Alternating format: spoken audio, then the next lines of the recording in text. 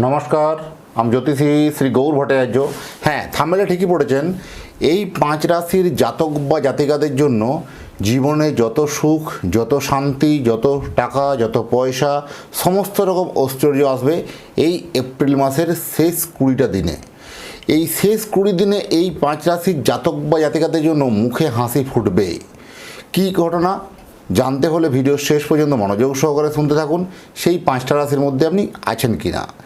আর যদি আপনি কোথা থেকে ভিডিওটা শুনছেন বা দেখছেন অবশ্যই কমেন্ট বক্সে লিখে দিয়ে যান, তাহলে বুঝতে পারবো কোথায় কোথায় আমার ভিডিওটা পৌঁছাচ্ছে। আর যদি আমার চ্যানেলটা এখনও সাবস্ক্রাইব করে না থাকেন, দয়া করে বলবো চ্যানেলটা একটু সাবস্ক্রাইব করে দিয়ে যান। কারণ আপনার লাইক, কমেন্ট এবং সাবস্ক্রাইবে নতুন নতুন ভিডিও বানানোর জন্য উৎসাহটা বেড়ে যায়। আর আমি জ্যোতিষী শ্রী গৌর ভট্টাচার্য, আমার চেম্বার হলো সারা ভারতবর্ষে একটাই চেম্বার। অন্যান্যদের মতো বিভিন্ন পাড়ায় পাড়ায় চেম্বার, বিভিন্ন হোটেলে চেম্বার, বিভিন্ন শহরে চেম্বার আমার নেই। প্রতিদিন আমি একই জায়গায় বসি, প্রতাপবাগান 6 নম্বর সরণি, বাঁকুড়া। যারা আসতে চাইছেন দেখুন উপরে বুকিং নাম্বার দেখা যাচ্ছে, সেই বুকিং নাম্বারে যোগাযোগ করে আসুন। বা যারা একান্তই আসতে পারছেন না, অনেক দূরে থাকেন, যাদের পক্ষে আসা সম্ভব নয়, তারা অনলাইন কনসালটেন্সি দেখাতে পারেন বা অনলাইন কনসালটেন্সি আমার সঙ্গে নিতে পারেন। সরাসরি আপনার সঙ্গে আমার কথা হবে, ফোনে কথা হবে। তার জন্য কি করতে হবে, আপনার নাম, জন্ম তারিখ, জন্ম সময়, জন্মস্থান, এই তথ্যগুলো পাঠিয়ে দিন। জন্ম তারিখ বা জন্ম সময় সঠিকভাবে যদি জানা না থাকে, তাহলে দুটো হাতের ছবি তুলে পাঠান। হস্তরেখারও বিচার করে আপনাকে প্রেডিকশান করতে পারবো বা বলতে পারবো। কারণ জ্যোতিষ মানেই কোনো 1 মিনিটের জাদু বা 1 মিনিটের বিচার বা 1 মিনিটের প্রতিকার কখনোই সম্ভব নয়। আপনার জন্মছক চুলচেরা বিচার বিশ্লেষণ করে একটা নিখুঁত আপনাকে প্রেডিকশান করতে পারবো বা দিতে পারবো। দীর্ঘ 2010 সাল থেকে একই প্রফেশনে যুক্ত আছি। আমার সম্বন্ধে আরও জানতে হলে আপনাদেরকে গুগলে গিয়ে সার্চ করে দেখুন অ্যাস্ট্রোলজার গৌর ভট্টাচার্য। অ্যাস্ট্রোলজার গৌর ভট্টাচার্য গুগলে গিয়ে সার্চ করে লিখুন, সেখানে সমস্ত তথ্য আমার সম্বন্ধে পাবেন আপনারা। দেখুন এই যে 5টা রাশি, এই আপনার সব থেকে এপ্রিল মাসের যে শেষ 20টা দিন, এই শেষ 20 দিনের মধ্যে 5টা রাশির জাতক বা জাতিকাদের জন্য ফাটাফাটি সময় এই এপ্রিল মাস। এদের জন্য একটা উল্লেখযোগ্য মাস হতে চলেছে। ফিরছে ভাগ্য, ফিরছে প্রেম, ফিরছে ভালোবাসা, ফিরছে মানযশ, ফিরছে আপনার হারানো কিছু। এইটা হ্যাঁ, এই ফেরার কথা কেন বললাম, কারণ আপনার হারিয়ে যাওয়া প্রেমই হোক, ভালোবাসা হোক, বা আপনার সম্পর্কই হোক, বা মানযশ হোক, আলটিমেট ফিরবে এই 5জন রাশির জন্য। তো এই 5জন রাশির মধ্যে প্রথম রাশি হলো বৃষ রাশি। এই প্রথম যে রাশিটা হলো বৃষ রাশি। এই বৃষ রাশির দ্বিতীয় পতি বৃহস্পতি, এবং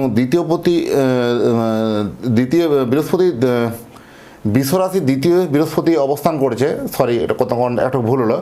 বিশ্বরাশির সাপেক্ষে দ্বিতীয় স্থানে বৃহস্পতির অবস্থান, আর দ্বিতীয় পতি বুধ রাশির 10ম স্থানে রাহু যুক্ত হয়েছে। এই যে যোগটা, এই যে কানেকশানটাতে কিন্তু কেল্লা ফতে। কারণ এখানে একটা ভাস্ট ইনকাম বা হঠাৎ করে অনেক দিনের জমানো আশা আকাঙ্ক্ষা বলুন, চেষ্টা বলুন, অনেক দিনের পরিশ্রমের ফল বলুন, অনেক দিনের রিসার্চ বলুন, সেটা কিন্তু একদম প্রকাশ পাবে। এইটা কিন্তু একটা যথেষ্ট আপনার জন্য উল্লেখযোগ্য সময়। বিশেষ করে ফিনান্সিয়ালি জায়গাতে ফিনান্সিয়াল স্ট্রাকচার ইমপ্রুভমেন্ট হবে। আপনার অর্থনৈতিক পরিকাঠামো যথেষ্ট ভালো একটা উন্নতির জায়গা লক্ষ্য করা যায় এই বৃহস্পতির সঞ্চারের জন্য, বৃষ রাশির জাতক বা জাতিকাদের জন্য। পরবর্তী যে রাশিটা বলবো সেটা অতি জনপ্রিয় রাশি, অত্যধিক প্রিয় রাশি প্রত্যেকেরই, সেটা হচ্ছে মিথুন রাশি। এই মিথুন রাশির জাতক বা জাতিকাদের জন্য এটা একটা অনবদ্য মাস হতে চলেছে। অত্যন্ত সুখ শান্তি আষাঢ় মাস হতে চলেছে। এই রাশির উপরে বৃহস্পতির আবির্ভাব, এটা কিন্তু চারটিখানি বিষয় নয়। সপ্তমপতি বৃহস্পতি, দশমপতি বৃহস্পতি, সেই সপ্তমপতি এবং 7 নম্বর ঘরের মালিক এবং 10 নম্বর ঘরের মালিক, সেই বৃহস্পতি রাশির উপরে অবস্থান হয়েছে। যা ব্যবসা এবং প্রফেশনাল লাইফ, যে প্রফেশনে থাকুন না কেন, ব্যবসা এবং প্রফেশনাল লাইফে এবং চাকরিজীবী মানুষদের জন্য আলটিমেট কর্মজীবনে কর্মক্ষেত্রে একটা প্রোগ্রেস দেবে। যাদের চাকরি নিয়ে একটু দুশ্চিন্তা হচ্ছিল, চাকরি আপনার থাকবে কি না, চাকরি চলে যাবে কি না, চাকরি নিয়ে একটা আপনার ডিপ্রেশন হয়ে যাচ্ছিল, সেই সব চাকরি থেকে একটা যথেষ্ট মজবুত জায়গা কিন্তু গঠন হওয়ার কিন্তু একটা অত্যন্ত একটা ভালো সময় বলবো। আয় উন্নতির জায়গা আলটিমেট বৃদ্ধি হবে, নতুন করে সোর্স অফ ইনকাম ফান্ডিংগুলো আপনার বাড়বে, আরও পয়সা আসার জায়গাগুলো আপনার বাড়বে। এটা একটা ভালো হলপ করে বলা যায়। পরবর্তী যে রাশিটির কথা বলবো, তৃতীয় নাম্বার রাশি, সেটা হচ্ছে ধনু রাশি। এই ধনু রাশির জাতক বা জাতিকা অত্যন্ত মানে লাকি বলতে পারেন। এই 20 দিনের মধ্যে, এপ্রিল মাসের 20 দিন আপনার জীবনে একটা কি স্বর্ণাক্ষরে লেখা থাকবে। কারণ রাশির অধিপতি এবং চতুর্থপতি বৃহস্পতি সপ্তমে অবস্থান করেছে।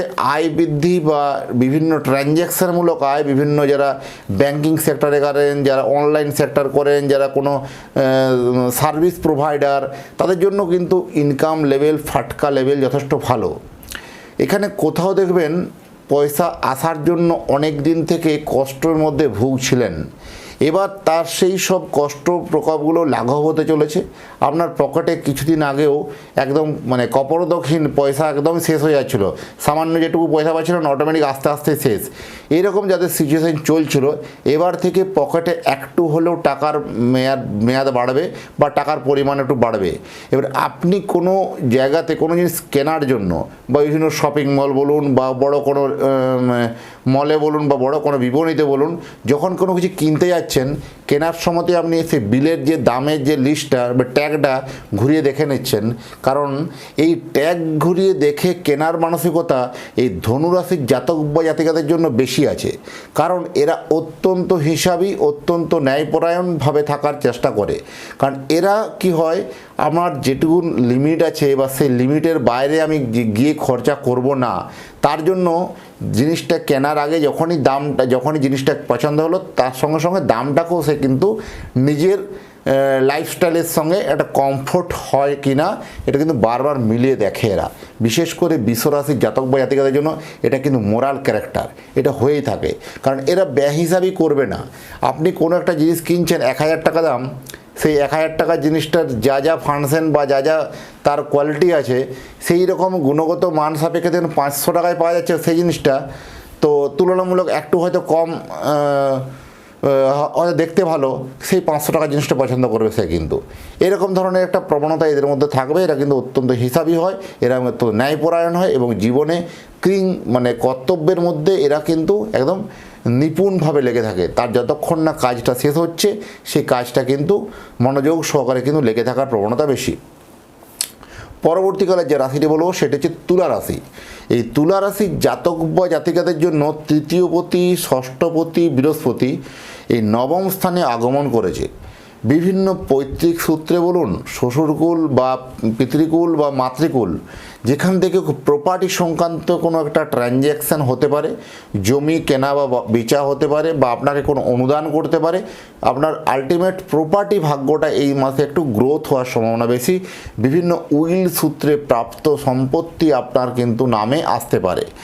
ভাগ্য সহায় হবে এই মাসে অর্থনৈতিক দিক থেকে।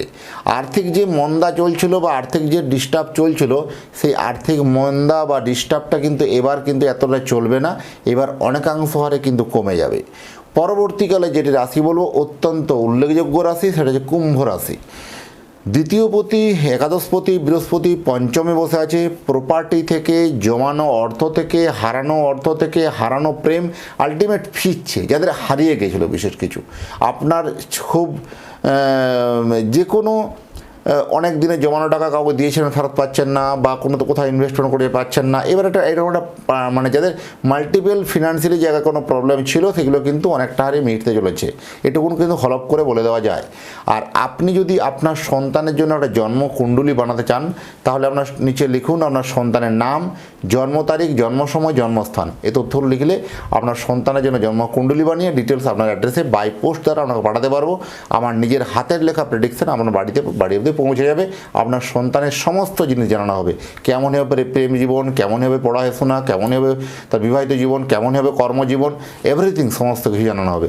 যাই হোক, এতক্ষণ ধরে ভিডিওটা যারা শুনছেন বা যারা দেখছেন তাদেরকে অসংখ্য ধন্যবাদ। তাদের এবং তাদের পরিবারের প্রতি মঙ্গল কামনা করে আজকের ভিডিওটাকে এখানেই শেষ করছি। নমস্কার।